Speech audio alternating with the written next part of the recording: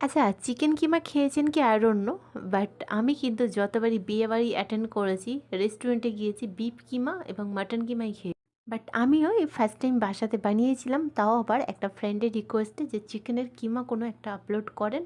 তো ওনার জন্য এবং সকলের জন্য, সকল বন্ধুর জন্য আজ আমি যে চিকেন কিমাটা বানিয়েছি সেটা হচ্ছে দিল্লির ভীষণই একটা ফেমাস ডিশ চিকেন কিমা, যেটা অবাঙালিরা ভীষণ পছন্দ করে রুটি পরোটা লুচির সাথে খাওয়ার জন্য।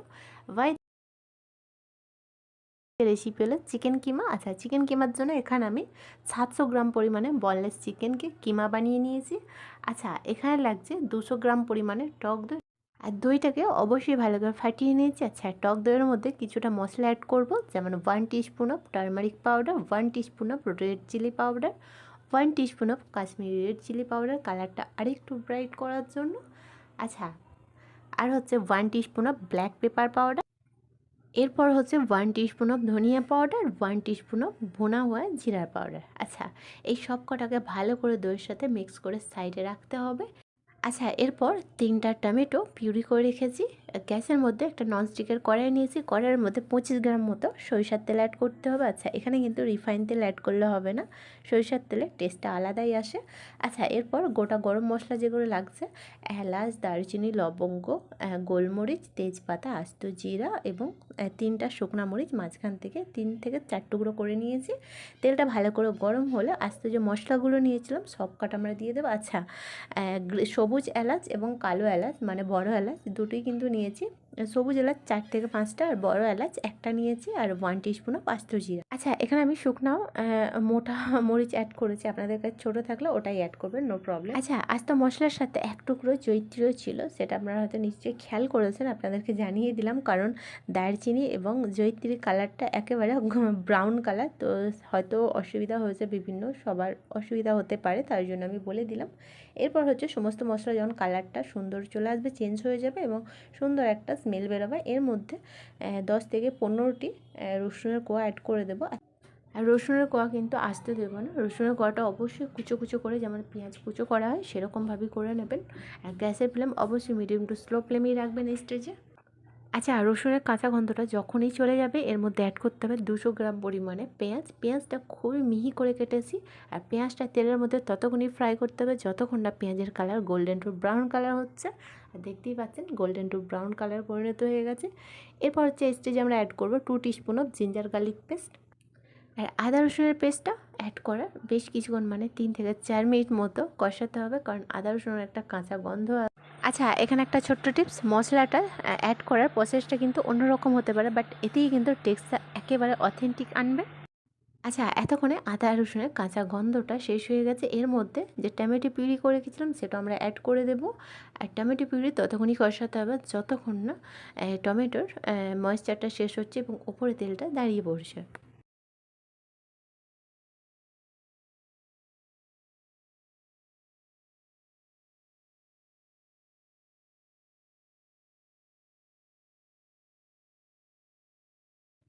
নিশ্চয়ই বুঝতে পারছেন তেলটা উপরে দাঁড়িয়ে পড়েছে, আর হচ্ছে টমেটোটা কিন্তু ময়েশ্চার শেষ হয়ে গেছে। এর মধ্যে যে আমি মশলাটা রেডি করেছিলাম টক দইয়ের সাথে সেটা আমরা অ্যাড করে দেবো। অবশ্যই অ্যাড করার আগে 1 টিস্পুন অফ সল্ট অ্যাড করে দিতে হবে।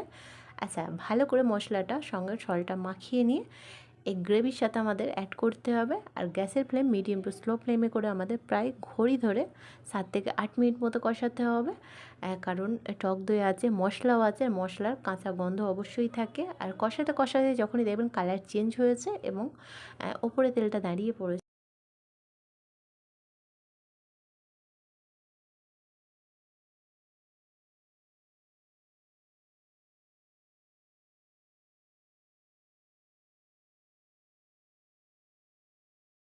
আচ্ছা, মশলাটা কষাতে প্রায় আমার 10 মিনিটের কাছাকাছি হয়ে গেছে। এর মধ্যে 1 টিস্পুন অফ গরম মশলার পাউডার অ্যাড করব, আর ভালো করে মিশিয়ে নেব। মেশানোর পর আর কি, আর কিছু না, এরপর হচ্ছে যে চিকেন কিমাটা আমরা নিয়েছিলাম সেটা আমরা অ্যাড করে দেবো। তার আগে কিন্তু অবশ্যই 1 কাপ মতো পানি অ্যাড করে ভালো করে একটু মিশিয়ে নিতে হবে, কারণ চিকেনটা দেওয়া মাত্রই নিচের দিকে ধরে যাওয়ার সম্ভাবনা থাকে, আর মশলাটা পুড়ে গেলে তো পুরোটাই বেকার হয়ে যাবে। তার আগে আমি একটু পানি অ্যাড করে দিলাম, আর ভালো করে মিশিয়ে নিয়ে এর মধ্যে চিকেন কিমাটাও অ্যাড করে দেবো। আচ্ছা, পানিটা কিন্তু একটু ফুটে যাওয়া অবশ্যই দরকার, নাহলে কাঁচা পানির মধ্যে দিয়ে দিলে কী বলুন তো চিকেনটার টেস্টটা আলাদা এসে যায়।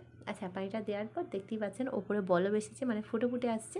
এরপর হচ্ছে কিমা চিকেনটার মধ্যে অ্যাড করে দেবো। আচ্ছা, কিমা চিকেনটা অ্যাড করার পর কিন্তু গ্যাসের ফ্লেম মিডিয়াম টু স্লো ফ্লেমে করে হাতার সাহায্যে একটু ঝুরঝুরা করে নিতে হবে, যেহেতু কিমা চিকেন এটা একদম জয়েন্ট আছে, মানে একসঙ্গে।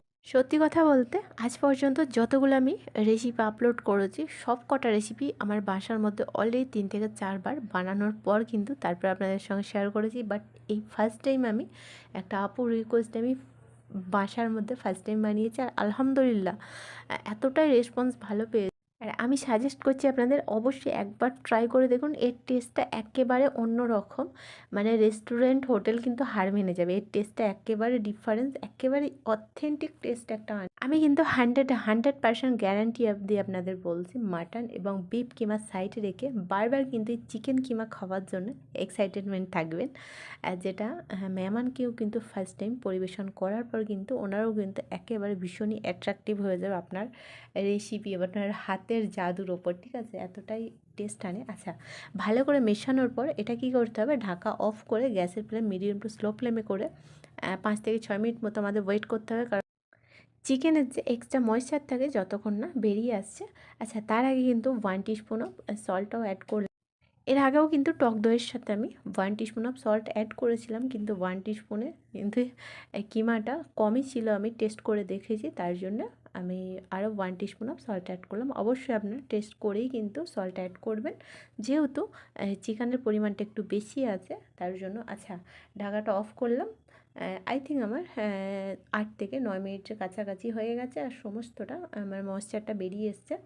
আচ্ছা, ঢাকাটা ওপেন করেও দেখা যাক। দেখতেই পাচ্ছেন চিকেনের কালারটাও মাশাআল্লাহ অনেকটা চেঞ্জ হয়ে এসেছে, ওপরে তেলটাও দাঁড়িয়ে পড়েছে, আর ময়েশ্চারটা একেবারে শুকিয়ে গেছে। লাস্ট অ্যান্ড ফাইনাল ইনগ্রিডিয়েন্টস হচ্ছে পানি। আচ্ছা, ভালো করে মিশিয়ে নিয়ে 1 গ্লাস পরিমাণে পানি অ্যাড করব। পানিটা অ্যাড করার পর ভালো করে সমস্তটা একসঙ্গে মিশিয়ে নিয়ে ঢাকা অফ করে 10 মিনিটের কাছাকাছি আমাদের গ্যাসের ফ্লেম মিডিয়াম টু স্লো ফ্লেমে করে ওয়েট করতে হবে।